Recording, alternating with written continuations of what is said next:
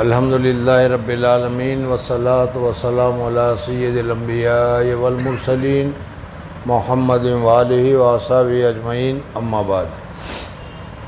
گزشتہ کل آپ حضرات کو ایک بات بتائی گئی تھی کہ اللہ جل جلالہ و امن والہ نے ہم لوگوں کو ایک اتنی وسیع، اتنی قیمتی، اتنی بہتر اور اتنی اونچی چیز عطا کی ہے کہ جس کی کوئی قدر و قیمت ہم نہیں لگا سکتے، اور وہ ہے ایمان۔ یہ کل بتایا تھا کہ اللہ تبارک و تعالیٰ نے ہمیں ایمان کی دولت سے نوازا ہے۔ اس پر ہمیں اللہ تبارک و تعالیٰ کا شکر ادا کرنا چاہیے، اور اللہ تبارک و تعالیٰ سے دعا کرنا چاہیے کہ اللہ تیرا شکر ہے کہ تو نے ہمیں ایمان حاصل کرنے کا حکم نہیں دیا، بلکہ اپنی طرف سے ہمیں ایمان کی دولت سے نواز دیا کہ لو مفت میں دے دیا۔ اور یہ بہت ہی زیادہ عمدہ چیز ہے۔ اگر یہ ایمان جو اللہ تبارک و تعالیٰ نے ہمیں دیا ہے، اس کو صحیح سالم دنیا سے لے گئے، یعنی ایمان پر ہماری موت ہوئی، سمجھ میں آ گیا؟ تو جیسے صحابہ کرام رضوان اللہ تعالیٰ علیہ مجمعین فرماتے تھے کہ فزت برب الکعبہ، اللہ کی قسم میں تو کامیاب ہو گیا۔ تو اگر یہ ایمان کی دولت کے ساتھ ہم دنیا سے گئے، بعض مرتبہ ہوتا ہے کہ اللہ نے ایمان دیا ہے لیکن کسی وجہ سے وہ ایمان ہم سے چھین جاتا ہے، سمجھ میں آئے نہیں؟ اس وجہ سے ان چیزوں سے بچنے کی ضرورت ہے۔ اگر ہم نے ایمان کو بچا لیا اور مرتے وقت لا الہ الا اللہ محمد الرسول اللہ پڑھتے ہوئے اللہ کو راضی کرتے ہوئے اگر ہم دنیا سے گئے، تو جتنے بھی گناہ ہیں، سمجھ میں آیا، تو اللہ کی ذات سے امید تو یہی ہے کہ اللہ تبارک و تعالیٰ اس گناہ کو معاف کر دے گا۔ اور اگر اللہ تبارک و تعالیٰ معاف نہیں کیا تو حضور اقدس صلی اللہ علیہ وسلم کی سفارش نصیب ہوگی، وہ سفارش کریں گے کہ اللہ اس کو معاف کر دو۔ یا اگر یہ بھی نہیں ہوا تو جتنی سزا اللہ نے مقدر کی ہے اتنی سزا صفائی کے لیے ہوگی، پھر تو تم کو آخر میں جنت میں جانا ملے گا اور اللہ تبارک و تعالیٰ کی زیارت بھی ہوگی، جیسا کہ کل میں نے تم کو بتایا تھا۔ یاد آ گیا؟ آج یہ بتاتے ہیں کہ اللہ تبارک و تعالیٰ نے ہمیں جو ایمان کی دولت سے نوازا ہے، اس ایمان کی دولت کی حفاظت کرنا ہمارے ذمے ہے۔ اس وجہ سے اس ایمان میں کس طریقے سے زیادتی ہو، اس ایمان میں کس طریقے سے بڑھوتری ہو، اس ایمان میں کس طریقے سے زینت آئے، یہ سارے کام ہمیں کرنے کے ہیں، اور حضور اقدس صلی اللہ علیہ وسلم نے ہمیں کرنے کے لیے بتائے ہیں۔ سمجھ میں آیا؟ الایمان و بیزم و سبعون شعبۃ، حدیث پاک میں آیا ہے کہ ایمان کے 72 حصے ہیں۔ ان سارے حصے کو ہمیں اختیار کرنا چاہیے۔ جیسا ایک درخت ہوتا ہے، اس درخت کا جڑ ہوتی ہے، تنا ہوتا ہے، شاخیں ہوتی ہے، شاخ میں پھر پتیاں ہوتی ہے، پتیوں پر شاخوں پر پھر پھول آتا ہے، پھل آتا ہے، تو وہ پورا درخت ہوتا ہے۔ تو اسی طریقے سے ہمیں جو اللہ تبارک و تعالیٰ نے ایمان دیا ہے، اس ایمان میں توکل، رضا، اللہ تبارک و تعالیٰ کی رضامندی، حضور اقدس صلی اللہ علیہ وسلم کے ساتھ عشق، حضور اقدس صلی اللہ علیہ وسلم کی سنتوں کی تابعداری اور گناہوں سے بچنا وغیرہ، یہ سارا کام ہم کو کرنا چاہیے۔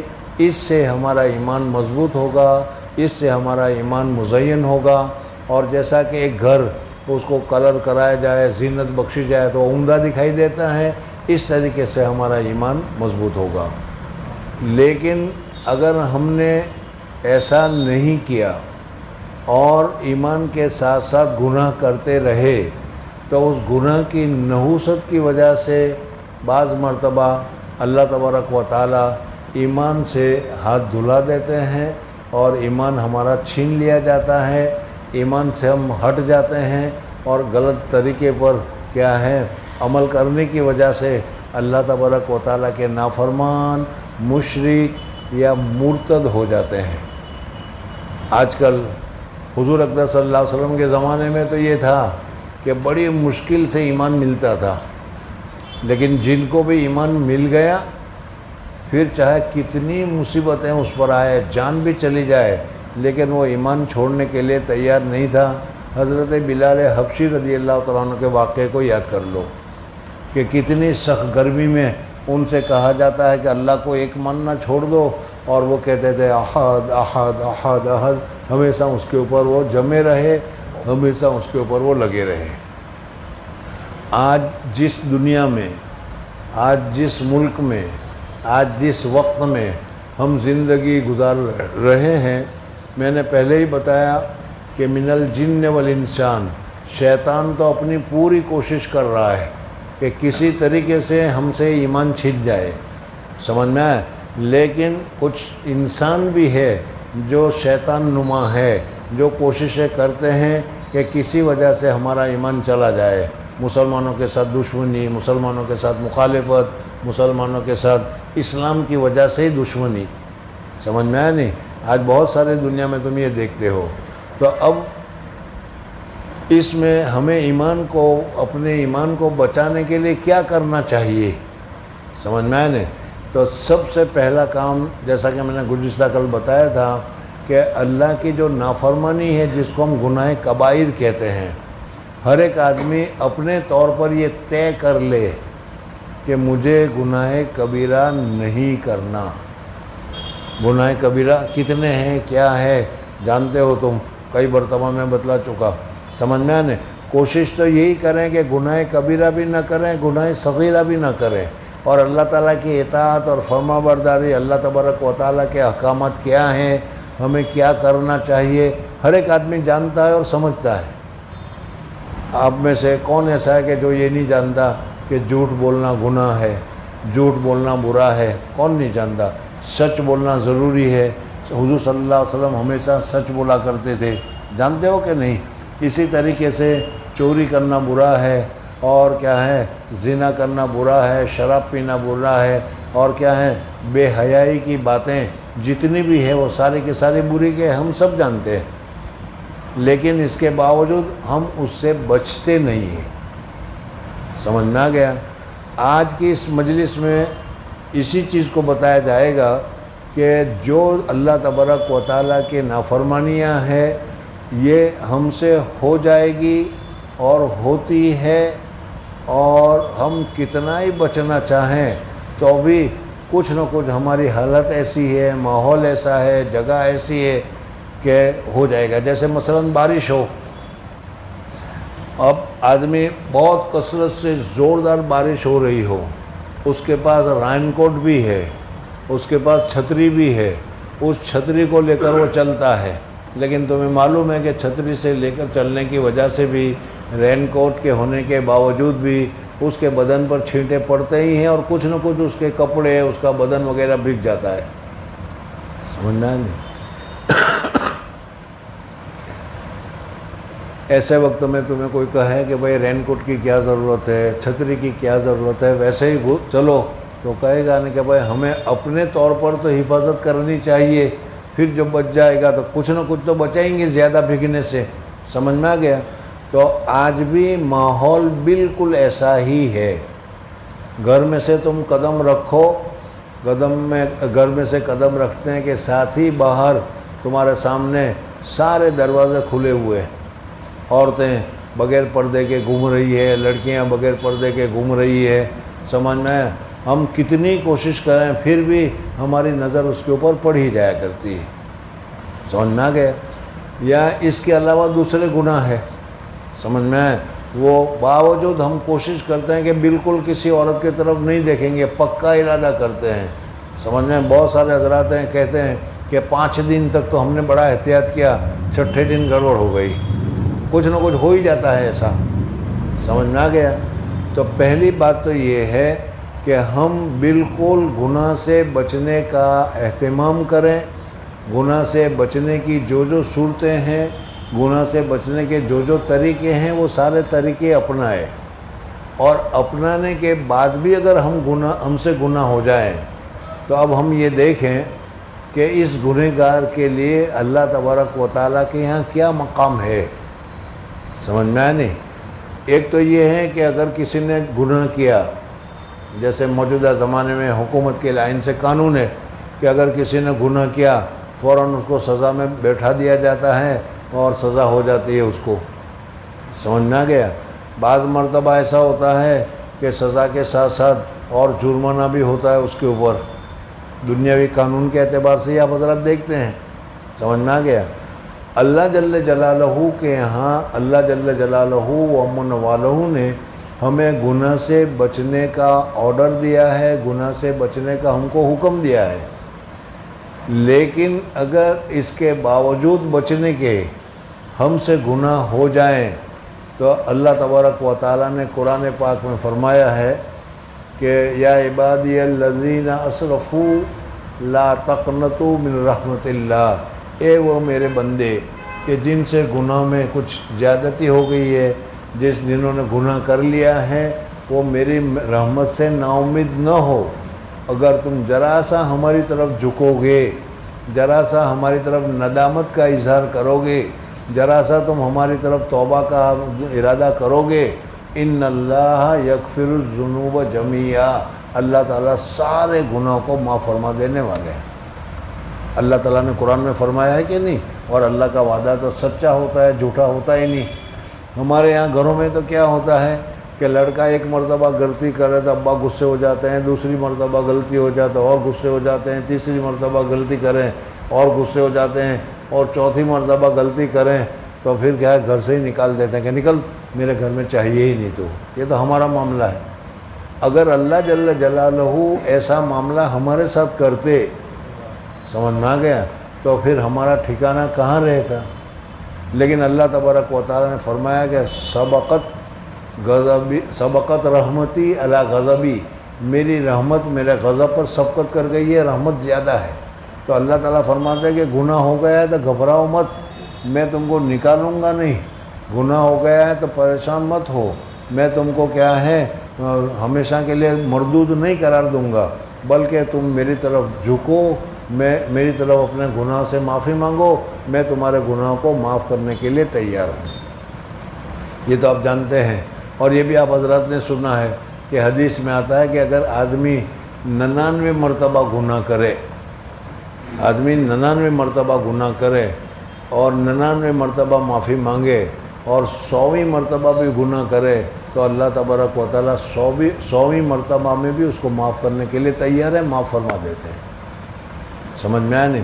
کتنی رحیم ذات ہے کہ گناہ ہو گیا ہو تو گھبراؤ مت، تم کو اللہ تبارک و تعالیٰ کے سامنے معافی مانگنی چاہیے، توبہ کرنی چاہیے، اللہ تبارک و تعالیٰ تمہاری توبہ کو قبول کرنے کے لیے تیار ہیں۔ لیکن اس کی جگہ پر ہم کرتے کیا ہیں؟ گناہ کرتے ہیں اور گناہ کرنے کے بعد توبہ کی طرف توجہ ہی نہیں کرتے۔ میں نے پہلے ایک واقعہ تمہیں بتایا تھا کہ ایک صحابی کیا ہے، اس نے غلطی ہو گئی ایک عورت کے ساتھ، کہا کہ اندر بہت اچھی کھجور رکھی ہے، جا کر دیکھ لو۔ وہ دیکھنے کے لیے گئے تو بوسہ دے دیا اس نے، اور بوسہ دینے کے بعد اس کو احساس ہوا کہ میں نے بہت بڑا گناہ کیا ہے، سیدھے حضور صلی اللہ علیہ وسلم کی خدمت میں پہنچے کہ یا رسول اللہ صلی اللہ علیہ وسلم مجھے پاک کر دیجئے۔ یاد آ گیا۔ تو صحابہ کا تو یہ حال تھا، گناہ ان سے بھی ہو جاتا تھا، لیکن جہاں گناہ ہو گیا فوراً توبہ کی طرف متوجہ ہو گئے۔ اور آج ہم اولاً تو گناہ سے بچتے نہیں۔ دو چیزیں الگ الگ ہے، ایک تو کبھی اتفاق سے نہ چاہتے ہوئے گناہ ہو جانا، اور ایک تو بار بار ایک ہی گناہ کو کرتے رہنا۔ آج کل ہماری حالت یہی ہے کہ ایک ہی گناہ کو بار بار کرتے رہتے ہیں۔ ہمیں معلوم ہے کہ جھوٹ نہیں بولنا چاہیے، لیکن اس کے باوجود جھوٹ بولتے ہیں۔ ہمیں معلوم ہے پرائی عورت کی طرف نظر نہیں اٹھانا چاہیے، لیکن اس کے باوجود جان بوجھ کر ہم نظر اٹھاتے ہیں۔ سمجھ میں آ گیا نہیں؟ تو یہ چیزیں سب سے پہلے چھوڑنے کی ضرورت ہے، اس وجہ سے کہ مولانا نے بہت اچھی تفصیل کر کے بتائی کہ دیکھو یہ تو کافر حضرات ہیں، کافر مشرک، وہ بھی گناہ کرتے ہیں، وہ بھی اللہ کی نافرمانی کرتے ہیں، لیکن نافرمانی کرنے کے بعد ان کو گناہ کی طرف ندامت یا گناہ سے معافی کی طرف ان کا دل اور دھیان جاتا ہی نہیں۔ شراب پیتے ہیں، زنا کرتے ہیں، گالی دیتے ہیں، کچھ بھی کرتے ہیں، سمجھ میں ایک دوسرے کو حق مارتے ہیں، ایک دوسرے کی زمین لے لیتے ہیں، ایک دوسرے کے پیسے لے لیتے ہیں۔ دنیا میں یہ سارا کچھ ہو رہا ہے، ہم دیکھ رہے ہو، لوگ کر رہے ہیں، لیکن ان کو گناہ کی چھوڑنے کا یا گناہ سے بچنے کا یا گناہ کی معافی مانگنے کا دل میں خیال ہی نہیں آتا. کیوں؟ اس لیے کہ انہوں نے ایسی زندگی کو پسند کر لی، اور ایسی زندگی تو وہی پسند کرے گا جو اللہ تبارک و تعالیٰ کا دشمن ہوگا، جو اللہ تبارک و تعالیٰ کا مخالف ہوگا. ہم الحمدللہ اللہ تبارک و تعالیٰ کے مخالف نہیں ہیں، ہم اللہ تبارک و تعالیٰ کے دشمن نہیں ہیں، ہم تو اللہ تبارک و تعالیٰ کے اوپر ایمان لائے ہیں، لیکن ہمارا کام دشمنوں جیسا ہے. سمجھ میں آیا؟ اس وجہ سے سب سے پہلے تو آدمی کو یہ سوچنا چاہیے، غور کرنا چاہیے کہ میں بہت ہی زیادہ خطا کار ہوں، میں بہت زیادہ گنہگار ہوں. اور صرف اتنا کہ میں خطا کار ہوں، گنہگار ہوں، اتنا جان کر بیٹھے رہنے کی ضرورت نہیں ہے، بلکہ گنہگار اور خطا کار کو کیا کرنا چاہیے وہ قرآن نے بھی بتایا ہے، حدیث نے بھی بتایا ہے، حضرت آدم علیہ السلام نے بھی کر کے بتایا ہے، دوسرے نبیوں نے بھی کر کے بتایا ہے. ہمیں وہ کام کرنا چاہیے، یعنی توبہ کی طرف متوجہ ہو جانا چاہیے. اصل تو یہی ہے کہ جہاں گناہ ہو جائے، تمہارے دل میں ایمان ہے، ایمان جل رہا ہے، ایمان کی روشنی ہے، تو پھر اس صورت میں وہ فوراً بتائے گا کہ یہ تم نے غلط کیا، یہ تم نے غلط کیا. لیکن بعض مرتبہ ماحول کی وجہ سے، گھر کی وجہ سے، دوستوں کی وجہ سے، ساتھیوں کی وجہ سے ہم توبہ کی طرف متوجہ نہیں ہوتے. لیکن ہم غور کریں گے تو آٹومیٹک ہمارے دل میں خیال آئے گا کہ میں نے گناہ کیا ہے، میں اللہ تبارک و تعالیٰ کا نافرمان بندہ ہوں، میں گنہگار بندہ ہوں. کم سے کم یہ سوچے گا. سمجھ میں آ گیا؟ مولانا نے تو ابھی یہی کہا کہ ہر ایک آدمی کہتا ہے کہ میں تو بہت گنہگار ہوں، یعنی اپنے آپ کو وہ گنہگار مانتا ہی ہے کہ نہیں؟ لیکن میں کہتا ہوں کہ آج ماحول اتنا خراب ہے کہ آدمی اپنے آپ کو دوسرے کے سامنے تو گنہگار مان لے گا کہ میں گنہگار ہوں، لیکن تنہائی میں بیٹھ کر کہے گا کہ میں نے تو کوئی گناہ کیا ہی نہیں، میں تو بہت ہی متقی اور پرہیزگار ہوں، میں تو 5 وقت کی نماز پڑھتا ہوں، میں تو قرآن کی تلاوت کرتا ہوں، میں تو معمولات کی پابندی کرتا ہوں، میں کہاں گنہگار ہوں؟ یعنی ہم گنہگار ہونے کے باوجود اس نیکیوں کی آڑ میں اپنے گناہوں کو سب کو بھول جاتے ہیں. سمجھ میں آئے نہیں؟ اسی وجہ سے اگر کوئی ہم میں سے کسی کو کوئی آدمی کہہ دے کہ تم تو بہت گنہگار ہو، تو کہہ کیا جا تو ہوگا گنہگار، تیرا باپ گنہگار ہوگا، میں تو متقی اور پرہیزگار ہوں. یعنی اپنے آپ کو، میں یہ کہہ رہا ہوں کہ ہم تو اپنے آپ کو گنہگار ماننے کے لیے بھی تیار نہیں. یہ ہماری کتنی حالت خراب ہو گئی ہے وہ دیکھنے کی چیز ہے. سمجھ میں آئے نہیں؟ حدیث میں نے تمہارے سامنے بتائی تھی، کلکم خطاؤن. اللہ تبارک و تعالیٰ نے ہمیں جو مخلوق بنائی ہے، اس مخلوق کی کیٹیگری بنائی ہے، وہ پہلے میں نے بتایا بھی تھا. اور اس میں فرسٹ کیٹیگری جو ہے، فرسٹ درجہ، فرسٹ نمبر، وہ ہے انبیاء اور رسول کا. انبیاء اور رسول سے گناہ ہوتا ہی نہیں. اللہ تبارک و تعالیٰ نے ان کو معصوم قرار دیا ہے. ان میں گناہ کرنے کی طاقت، گناہ کرنے کی جراثیم، گناہ کرنے کی چیزیں اللہ تبارک و تعالیٰ نے اس میں رکھی ہی نہیں. اور اس کی مثال میں بتاؤں، جیسے کہ بعض آدمی تندرست ہوتے ہیں، ساری زندگی نہ سر میں درد ہوتا ہے نہ بخار ہوتا ہے. سمجھ میں آئے نہیں؟ اس لیے کہ ان کے دل میں یا ان کے بدن میں یا ان کے خون میں گناہ کے جراثیم ہے ہی نہیں، یعنی بیماری کے جراثیم ہے ہی نہیں، اس لیے ان کو بیماری نہیں آتی. تو اللہ تبارک و تعالیٰ نے اس طریقے سے نبیوں کو، رسولوں کو معصوم بنایا ہے. کوئی نبی گنہگار نہیں، نہ صغیرہ گناہ کر سکتا ہے نہ کبیرہ گناہ کر سکتا ہے، یہ معصوم ہے. سمجھ میں آ گیا؟ ان کے علاوہ جو دوسرا نمبر ہے وہ محفوظ کہتے ہیں اس کو. فرسٹ نمبر والے تو معصوم، سمجھ میں آیا نہیں؟ انبیاء، نبی اور رسول معصوم ہے گناہ سے. لیکن دوسرے نمبر والے جو ہیں وہ معصوم نہیں، محفوظ ہے. سمجھ میں آیا؟ محفوظ ہونے کا مطلب یہ ہے کہ ان سے گناہ ہو سکتا ہے. اللہ تبارک و تعالیٰ نے مٹی سے بنایا، جس چیز سے بنایا اس کی خاصیت اس میں ہے، گناہ ہو سکتا ہے، لیکن ان کی عبادت، ان کا تقوی، ان کی طہارت، ان کے اللہ تعالیٰ کی طرف رجوع، اللہ تبارک و تعالیٰ کی طرف دھیان، اللہ تبارک و تعالیٰ کی طرف اس کی ہمت، یہ ایسی چیز ہے کہ بعض مرتبہ وہ گناہ کی طرف متوجہ بھی ہو جاتے تو اللہ تبارک و تعالیٰ گناہ کرنے سے اس کو روک دیتا ہے، اس کو اللہ تبارک و تعالیٰ گناہ سے اس کو بچا دیتا ہے۔ صحابہ کرام رضوان اللہ تعالیٰ علیہ مجمعین یہ معصوم حضرات ہیں، یعنی محفوظ حضرات ہیں، یہ یعنی گناہ سے محفوظ ہے، کسی سے ہو گیا، لیکن عام وطن یہ گناہ کرنے جاتے ہیں تو بھی اللہ تبارک و تعالیٰ اس کو گناہ کرنے سے روک دیتے ہیں، وہ گناہ نہیں کر پاتے۔ بہت سارے اس کے بھی واقعات ہیں، سمجھ میں آ گیا؟ اب کچھ واقعات اگر میں تمہیں سناؤں تو پتہ نہیں تمہاری سمجھ میں بھی آئے گا یا نہیں۔ سمجھ میں حضرت مولانا رشید احمد صاحب گنگوئی رحمۃ اللہ تعالیٰ علیہ ہمارے بہت بڑے بزرگ ہیں، سمجھ میں آیا؟ ان کا ایک خادم تھا کوئی، سمجھ میں آ گیا؟ وہ حضرت کی خدمت کرتا تھا، اور جانتے ہو کہ حضرت کی خدمت کرنے والے جو ہوتے ہیں، سمجھ میں آیا، وہ ہر آن اور ہر لمحے ان کی فکر ہوتی ہے کہ کہیں حضرت کو تکلیف نہ ہو، سمجھ میں آیا؟ نہیں آج کل کی طرح مصنوعی نہیں ہوتے خادم، آج کل تو مصنوعی خدمت والے ہوتے ہیں سب، سمجھ میں آیا؟ بہرحال حضرت اقدس گنگوئی رحمۃ اللہ علیہ کا ایک خادم تھا، اس کا کام تھا حضرت کا بستر بچھانا، یہ کرنا وہ کرنا، سردی میں گرمی میں، اس میں اتفاق کرنا کہ کسی لڑکی پر اس کی نظر پڑ گئی اور دونوں کے درمیان میں کنیکشن ہو گیا، انسان ہوتا ہے، سمجھ میں آیا؟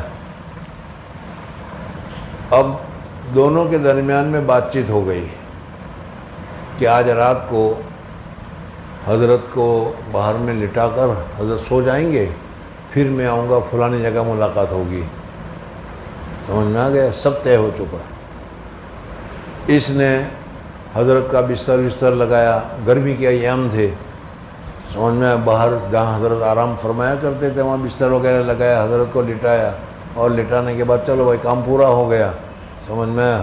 اب چاہے تو مدرسے کی بانڈنگ میں جاؤ یا چوک بازار میں جاؤ، کون دیکھتا ہے، سمجھ میں آیا؟ نہیں تو اس طریقے سے اس نے لگا لیا۔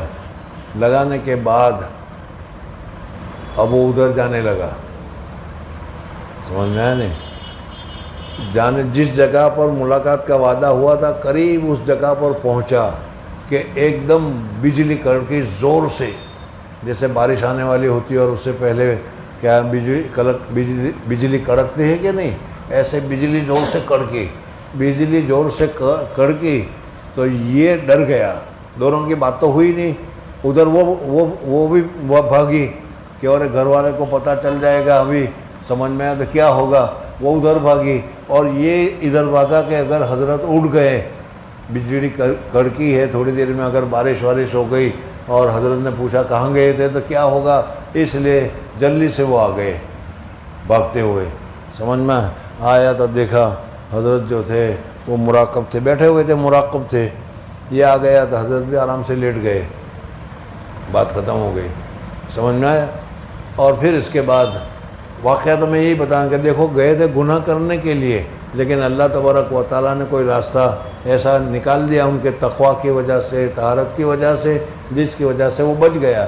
تو بعض مرتبہ ایسا ہوتا ہے کہ ہم جب تقوی کو اختیار کر لیتے ہیں، اللہ تبارک و تعالیٰ کی رضامندی کو اختیار کر لیتے ہیں، ہے بہت دور ابھی، کہیں تم کل سے ہی سمجھو کہ میں معصوم کی جگہ پر یا محفوظ کی جگہ پر ہو گیا، یہ مشکل ہے، لیکن ہو سکتا ہے، سمجھ میں آنے؟ اگر مکمل تقوی اختیار کر لو، اللہ تبارک و تعالیٰ کے محبت تمہیں حاصل ہو جائے گی، تو پھر اللہ تبارک و تعالیٰ اپنے محبوبوں کو گناہ سے بچاتا ہے، اس کو محفوظ کہا جاتا ہے۔ اور تیسرا درجہ ہم لوگوں کا ہے، گنہگاروں کا، سمجھ میں آیا نہیں؟ تو گنہگار ہم لوگ تو جانتے ہیں کہ ہر جگہ پر، ہر طریقے سے، ہر چیز میں کتنا ہی بچیں لیکن گناہ کرتے چلے جاتے ہیں اور اس گناہ میں لذت بھی لیتے چلے جاتے ہیں. کہتے ہیں گناہ خراب گناہ ہے، بہت گناہ ہے، لیکن کیا ہے کان میں لگا کر وہ جو سنتے ہیں اس میں مزہ بھی آتا ہے. نہیں، ارے گانے سننے میں مزہ بھی آتا ہے کہ نہیں؟ جانتے کہ گانا ناجائز ہے، حرام ہے، لیکن پھر اس کے بعد سنتے بھی ہیں اور مزہ بھی آتا ہے. اور اس کے علاوہ بھی بہت سارے گناہ ہیں، کرتے رہتے ہیں اور جان بوجھ کر کرتے رہتے ہیں. تو جان بوجھ کر گناہ کرنا یہ جانوروں کی یا کافروں کی ادا ہے.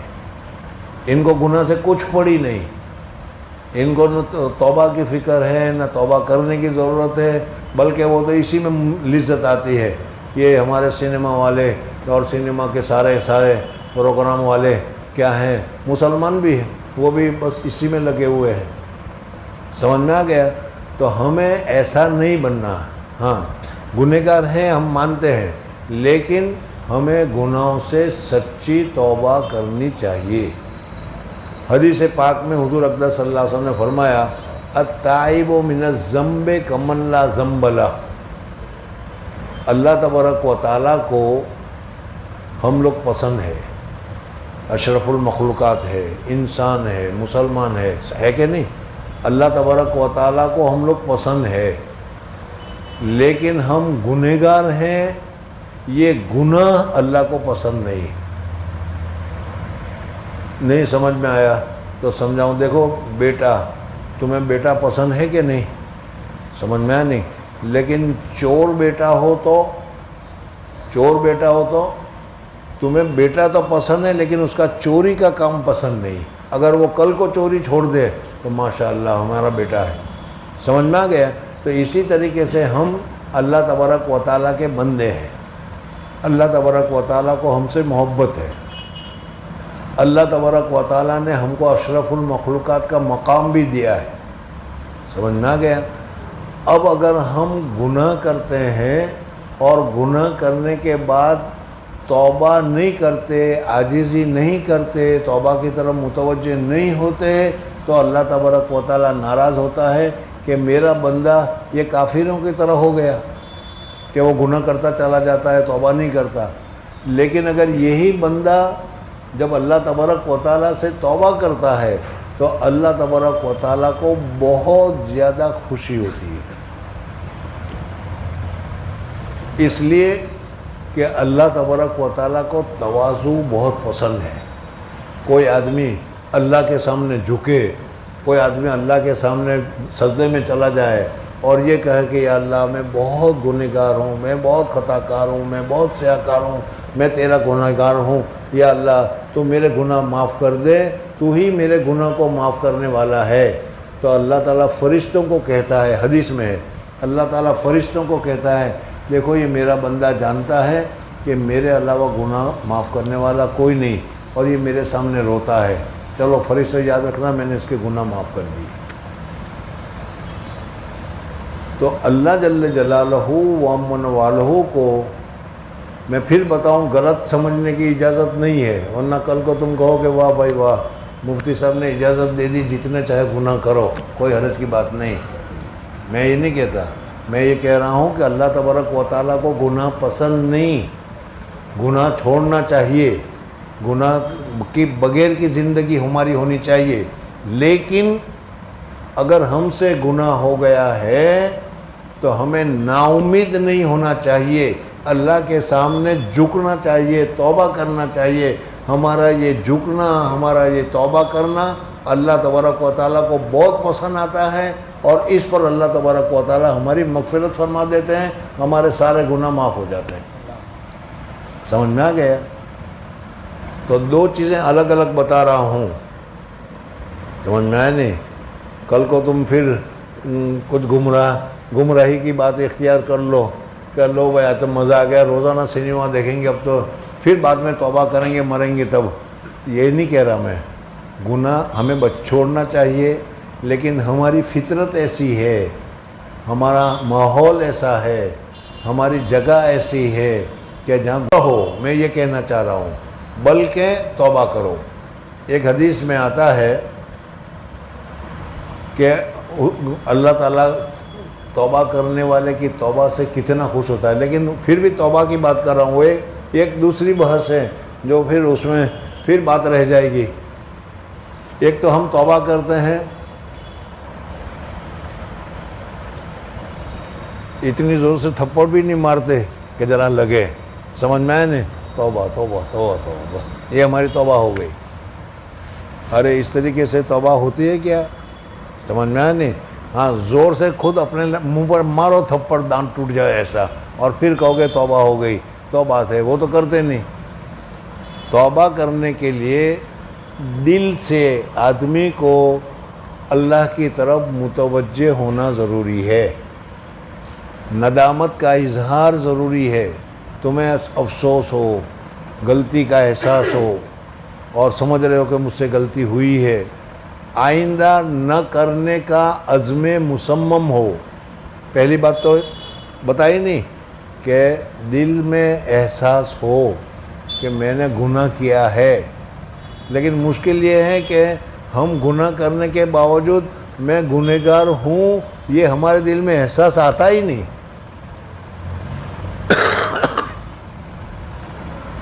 تم کہو کہ یہ کیسی بات کہہ دی؟ بالکل جھوٹ بولے، تمہیں معلوم ہے کہ میں نے بالکل جھوٹ بولا، بالکل جھوٹ بولا، سمجھ میں آیا؟ اس جھوٹ بولنے کے بعد تمہیں شرمندگی آئے گی، ندامت آئے گی، رنج آئے گا؟ نہیں، بلکہ اور خوش ہوگا کہ میں نے اس کو بنا لیا، جھوٹا بول کے اس کو بنا لیا ہے کہ نہیں. یعنی گناہ کرنے کے بعد بھی ہم اپنے آپ کو گنہگار نہیں سمجھتے، یہ میں کہہ رہا ہوں. اس وجہ سے پہلا تو یہ ہونا چاہیے کہ اپنے آپ کو گنہگار سمجھو، اللہ تبارک و تعالیٰ کے سامنے ہاتھ اٹھاؤ کہ یا اللہ تو جانتا ہے میں نے یہ گناہ کیا، یہ گناہ کیا، یہ گناہ کیا، یہ گناہ کیا، میں بہت شرمندہ ہوں، مجھے نہیں کرنا چاہیے تھا، میں بہت نادم ہوں. اور دوسری چیز کیا چاہیے؟ گناہ کا احساس، اور گناہ کے احساس کے ساتھ پھر گناہ پر ندامت کہ میں نے ندامت کی، دو بات. اور تیسری بات چاہیے آئندہ کسی حالت میں بھی میں یہ گناہ نہیں کروں گا. سمجھ میں آئے نہیں؟ غلطی سے زنا ہو گیا، اور زنا کرنے کے بعد تم توبہ کر رہے ہو، اور اس وقت توبہ کر رہے ہو کہ یا اللہ آئندہ کچھ بھی ہو جائے میں زنا بالکل کبھی نہیں کروں گا. سمجھ میں آئے؟ تو اس صورت میں وہ توبہ کے تقاضے پورے ہوتے ہیں. لیکن اگر اس وقت توبہ کرتے وقت یہ کرو کہ میں توبہ کرتا ہوں یا اللہ زنا ہو گیا، اور دل میں یہ چاہتا ہے کہ پھر موقع مل گیا تو پھر لگا لوں گا، ارے سمجھ میں آئے نہیں؟ یہ توبہ نہیں ہے، یہ توبہ نہیں. توبہ کے لیے جو ضرورت ہے وہ بتا رہا ہوں. سچی اور صحیح توبہ کرنے کے لیے پہلے تو ندامت چاہیے کہ مجھ سے غلطی ہو گئی. دوسرا آئندہ کبھی نہ کرنے کا عزم مصمم چاہیے کہ آئندہ کبھی کسی حالت میں بھی نہیں کروں گا. سمجھ میں آیا؟ لیکن اتنا کرنے کے بعد پکا ارادہ کر جائے کبھی نہیں کروں گا، لیکن پھر بھی تم پھسل گئے، ہو سکتا ہے انسان ہے پھسل جائے، تو اللہ تبارک و تعالیٰ تو جانتا ہے کہ اس نے سچا ارادہ کیا تھا لیکن پھر پھسل گیا ہے، تو اللہ تبارک و تعالیٰ کہے گا کہ چلو معاف کر دیا. اسی کو کہا کہ 100 مرتبہ تم توبہ کرو، پکی توبہ کرو کہ بالکل نہیں کروں گا. 99 مرتبہ کیا، سمجھ میں پھر توبہ کری کہ میں نہیں کروں گا، اور 100 مرتبہ میں بھی کیا تھا. اللہ تبارک و تعالیٰ جانتا ہے کہ میرا بندہ چاہتا نہیں تھا، لیکن ماحول ہے، حالات ہے، انسان ہے، مٹی کا بنا ہوا ہے، چلو غلطی ہو گئی، اس نے غلطی کا اعتراف کر کے توبہ کی، فرشتے گواہ رہنا کہ میں نے اس کو معاف کر دیا. بزرگوں اور دوستو، اللہ تبارک و تعالیٰ نے اتنا آسان توبہ کو بنایا ہے اور اتنا عمدہ توبہ کو بنایا ہے کہ تائب من الذنب کمن لا ذنب لہ، تمہارے نامہ اعمال میں گناہ ہی نہیں ہے. اتنا اچھا طریقہ ہے، پھر ہم توبہ کیوں نہیں کرتے، توبہ کی طرف متوجہ کیوں نہیں ہوتے؟ خیر، حدیث پاک میں آتا ہے کہ سچا بندہ جب بندہ توبہ کرتا ہے تو سچی توبہ کرتا ہے تو سچی توبہ کرنے کی وجہ سے اللہ کو مسرت ہوتی ہے، اللہ کو خوشی ہوتی ہے. کیوں؟ اس لیے کہ جو گنہگار ہے وہ توبہ کرتا ہے، وہ اپنے آپ کو حقیر، اپنے آپ کو ذلیل، اپنے آپ کو گنہگار، اپنے آپ کو خطا کار اور اپنے آپ کو ناکارہ سمجھ کر اللہ کے سامنے اللہ کو کہتا ہے کہ یا اللہ تو ہی بڑا ہے، تو ہی سب کچھ ہے، تو اللہ کی کبریائی ہوتی ہے اور ہماری ذلت ہوتی ہے. تو اللہ تبارک و تعالیٰ کو ہماری تواضع بہت پسند ہے. اللہ کو ہماری یہ تواضع، اس کے سامنے ہم روئیں، اس کے سامنے ہم خطا کار ہو، اس کے سامنے ہم گنہگار ہو، یہ اللہ تبارک و تعالیٰ کو بہت پسند ہے. سمجھ میں آئے نہیں؟ اس وجہ سے اللہ تبارک و تعالیٰ اس گنہگار سے بہت خوش ہوتے ہیں. اللہ تبارک و تعالیٰ کے سامنے اللہ میں تو کبریائی ہے، بڑائی ہے، وہاں تو تواضع ہے ہی نہیں. اور جب ہم اللہ کے سامنے تواضع کرتے ہیں کہ اللہ میں تیرا بہت گنہگار بندہ ہوں، بہت گنہگار بندہ ہوں، جو اپنے گناہوں سے معافی مانگتا ہوں، تو اللہ تعالیٰ کو یہ تواضع بہت پسند ہے. اس وجہ سے اللہ تبارک و تعالیٰ معاف بھی فرما دیتے ہیں اور اس بندے کا درجہ بھی اونچا کر دیتے ہیں. سمجھ میں آ گیا؟ حدیث پاک میں حضور اقدس صلی اللہ علیہ وسلم نے فرمایا ہے کہ ایک آدمی یہ سواری لے کر گیا جانور کے ساتھ. یاد آ گئی پوری حدیث اگر ہو تو؟ نہیں یاد آئی؟ ایک آدمی تھا جنگل میں گیا، سواری لے کر گیا. اس زمانے میں سواری میں سب کچھ ساتھ میں رکھنا پڑتا تھا، کھانا پانی پینا سب کچھ، اس لیے کہ ہوٹلیں نہیں ہوا کرتی تھی. تھک گیا، تھوڑی دیر اترا تو ٹیک لگا کر بیٹھا، جانور وہیں چھوڑا. تھکان کی وجہ سے اسے نیند آ گئی. سمجھ میں وہ جانور چرتا دور نکل گیا. اب اس کی آنکھ کھلی تو اس کو بھوک لگی ہے، پیاس لگی ہے، کپڑے کی ضرورت ہے.